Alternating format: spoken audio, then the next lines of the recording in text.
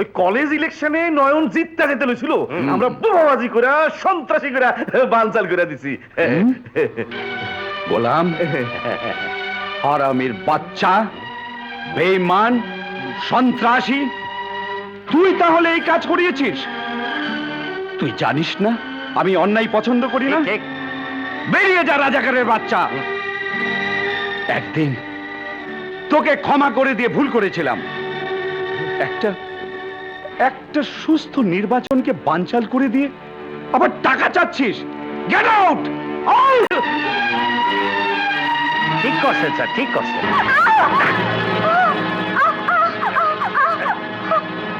আমি 100 বার 1000 বার নয়নের সাথে মিশবো। নয়নকে আমি ভালোবাসি, ভালোবাসি। একবার যদি নয়নের নামে মুখ দিয়ে উচ্চারণ করিস তোর জীব আমি টেনে ছেড়ে ফেলবো। খবরদার কাবলু, আমার নাতনির গায়ে হাত তুলবি না কয়ে দিছি। তুমি চুপ করো, এই হারামজাদিকে আমি মেরে ফেলবো। কাবলু, কাকে মারছিস? ছেড়ে দে ওকে। আরে, এই কবিতাকে মানুষ করতে গিয়ে তো নিজের জীবনটাই বিলিয়ে দিলাম। এখন ওর বাকি আছে আমার লাশ দেখা। মামা, এই পিস্তল নিয়ে শপথ করলাম, হয় আমি নিজেকে খুন করব, নয়তো নয়নকে। বল, কোনটা চাস তুই? না মামা, আমি কোনোটাই চাই না। চাস না? না। তাহলে আমার আদেশ, আজ থেকে বাড়ির বাইরে যাওয়া তোর জন্য বন্ধ। যেদিন নয়নের বংশকে ঘেন্না করতে পারবি, সেই দিন এই বাড়ির বাইরে যাবি। এই আমার শেষ কথা।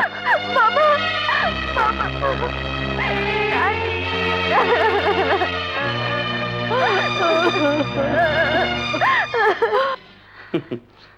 জামা পুরনো হয়ে গেলে আমি ডাস্টবিনে ফেলে দিই।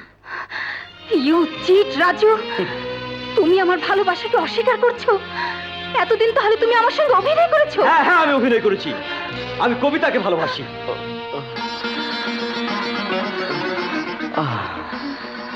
তুমি আমাকে বিয়ে না করলে আমি আত্মহত্যা করব। শোনো আমার কলেজের বন্ধুরা, আমি কবিতাকে ভালোবাসি। কবিতা আমার জীবন মরণ সবকিছু, এবং সেই কবিতার সাথে আমার বিয়ে হবে। আর মন্ত্রী হবে আমার শ্বশুর। এই রাজু, তুই কাকে ভালোবাসিস? বল, কাকে ভালোবাসিস? আমি কবিতাকে ভালোবাসি। আর এই মেয়েটি যার সাথে তুই এতদিন প্রেম করেছিস? না, আমি অন্য কাউকে ভালোবাসি না। এই রাজু, নয়ন, নয়ন প্লিজ, আমি তোকে খুন করে ফেলবো। নয়ন, দেখ নয়ন, তুই আমাকে মারবি না। আর বিশ্বাস কর, কবিতার সাথে আমার সব কিছু হয়ে গেছে। কবিতার পা থেকে মাথার চুল পর্যন্ত আমি সব জানি। রাজু, বল তুই কি জানিস, বল। নয়ন, নয়ন, বিশ্বাস তো করবি না। কবিতার বাম পায়ে এর উপর একটা তিল আছে। তুই তো দেখিসনি, তুই বুঝবি কিভাবে?